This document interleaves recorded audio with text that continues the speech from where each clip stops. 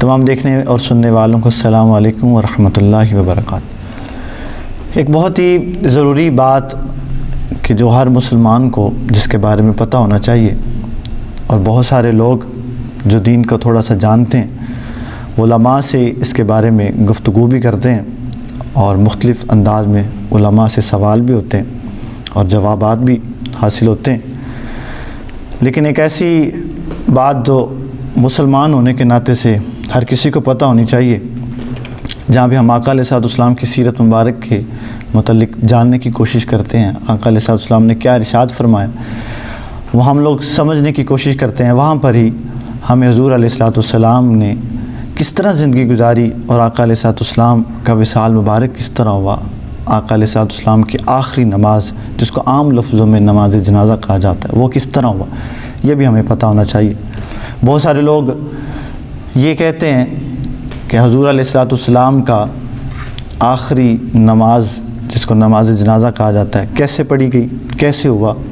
کہ آقا علیہ الصلوۃ والسلام کی ذات پاک کا نماز جنازہ کس طرح ہوا اور آقا علیہ الصلوۃ والسلام کی آخری نماز کس طرح پڑھائی گئی۔ اہل تشیع و حضرات کے نزدیک حضور علیہ الصلوۃ والسلام کا نماز جنازہ یہ عام لفظوں میں نماز جنازہ کہہ رہا ہوں، وگرنہ حضور علیہ الصلوۃ والسلام کا نماز جنازہ ہوا نہیں ہے، صرف آپ کو بتانے کے لیے نماز جنازہ کہہ رہا ہوں۔ عام لفظوں میں ہم اس کو آخری نماز کہہ سکتے ہیں کہ حضور علیہ الصلوۃ والسلام کی آخری نماز کس نے پڑھائی اور کیسے ہوئی۔ اہل تشیع و حضرات کے نزدیک حضور علیہ الصلوۃ والسلام کا آخری نماز یعنی کہ نماز جنازہ حضرت علی کرم اللہ وجہ الکریم نے پڑھائی، جبکہ ایسا ہرگز نہیں ہے۔ روایات میں آتا ہے کہ آقا علیہ الصلوۃ والسلام کی اس غلام صادق جناب علی کرم اللہ وجہ الکریم سے حضور علیہ الصلوۃ والسلام کے وصال کے بعد پوچھا گیا اور آپ سے عرض کیا گیا کہ حضرت آپ ان کی نماز جنازہ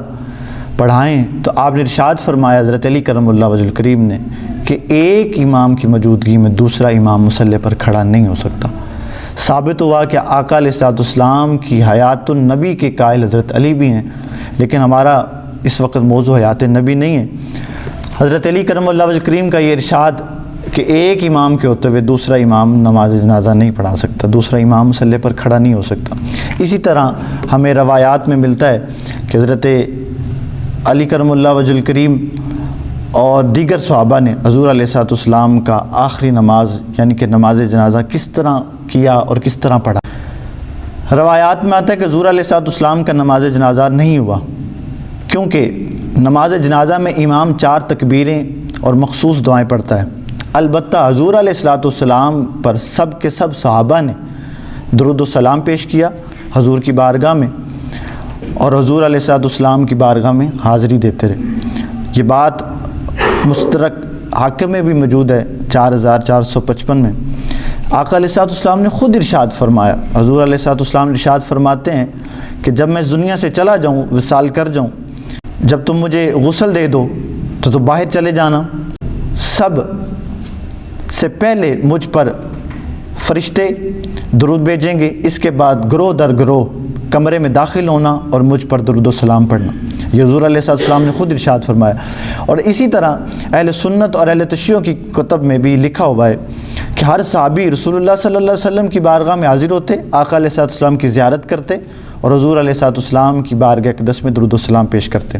اب اس میں یقینی طور پر ہم لوگ اگر اتنی بڑی بات کہہ رہے ہیں حضور علیہ الصلوۃ والسلام کی ذات کے متعلق تو یقینی طور پر سب کو حوالے بھی چاہیے ہوں گے۔ اسی طرح اہل سنت کی کتابوں میں حوالے بھی موجود ہیں کہ حضور علیہ الصلوۃ والسلام کے غلام سارے غلام حضور کی بارگاہ میں جاتے جب حضور کا اس دنیا فانی سے وصال ہوگا، حضور علیہ السلام کی زیارت کرتے اور آقا علیہ السلام کی بارگاہ اقدس میں درود و سلام پیش کرتے۔ اسی طرح اس کا سب سے پہلا حوالہ بہقی میں بات موجود ہے، النسائی کبریٰ میں بات موجود ہے کہ حضور علیہ السلام جب اس دنیا سے چلے گئے تو صحابہ کرام گروہ در گروہ حضور کی بارگاہ میں حاضر ہوئے، حضور کی زیارت کی اور حضور علیہ السلام پر درود و سلام پیش کیا۔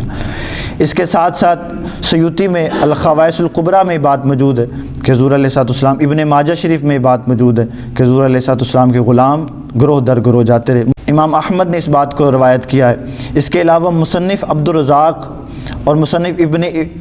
ابی شیبہ میں بھی یہ بات موجود ہے کہ حضور علیہ السلام کے وصال مبارک کے وقت کہ طبقات ابن سعد میں بھی یہ بات موجود ہے کہ حضرت جناب ابو بکر صدیق اور حضرت عمر فاروق رضی اللہ تعالیٰ اور دیگر صحابہ حضور علیہ السلام کی بارگاہ میں حاضر ہوتے، حضور کی زیارت کرتے اور حضور علیہ السلام کی بارگاہ میں درود و سلام پیش کرتے۔ یعنی کہ معلوم ہوا کہ حضور علیہ السلام کا نماز جنازہ نہیں ہوا، اور میرے عقیدے کے مطابق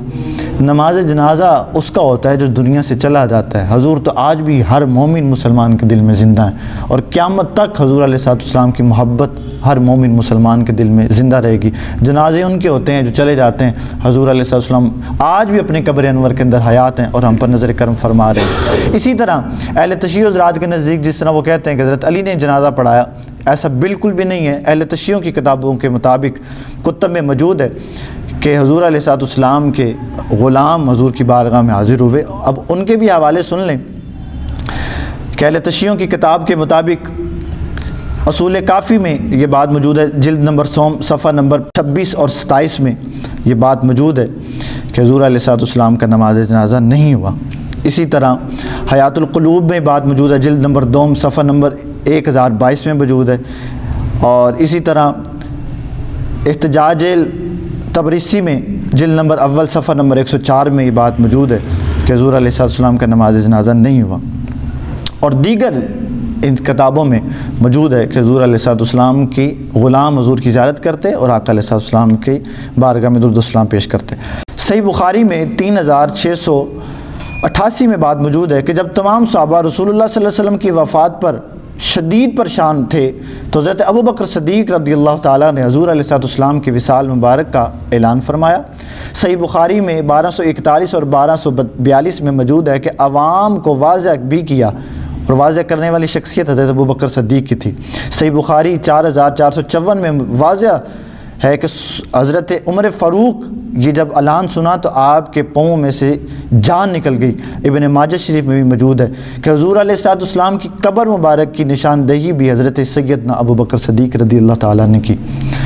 یہ حضور علیہ السلام کے وہ معاملات ہیں جو ہر مسلمان کو پتہ ہونے چاہیے، جن میں سے ہم لوگوں کو کافی لوگوں کو پتہ ہی نہیں ہے اس معاملے میں، اور یہ آقا علیہ السلام کی ذات پاک کے متعلق ہمیں بہت سے معاملات سوچ سمجھ کر بولنے چاہیے کہ آقا علیہ السلام کی آخری نماز جنازہ بہت سارے لوگوں کو نہیں پتہ تھا، اس لیے اس بات پر تھوڑی سی روشنی ڈالنے کی کوشش کی ہے۔ اللہ تعالیٰ ہمیں رسول اللہ صلی اللہ علیہ وسلم سے سچی محبت کرنے کی توفیق عطا فرمائے، اور آقا علیہ السلام کی غلامی اختیار کرنے کی توفیق عطا فرمائے، آمین یا رب العالمین۔ اور جو سنا ہے، جو کہا ہے، اللہ تعالیٰ اس پر عمل کرنے کی توفیق عطا فرمائے، آمین یا رب العالمین۔